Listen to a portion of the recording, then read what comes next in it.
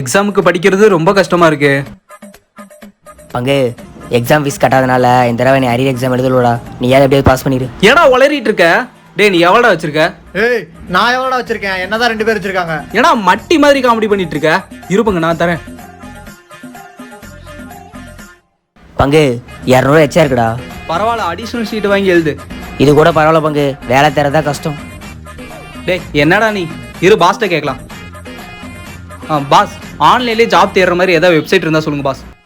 NCS அப்படின்ற government website open பண்ணிக்கோ. இதில் international jobs, government jobs, private ஜாப்ஸ்னு எல்லா வேகன்சியும் காட்டும். Thank you pass.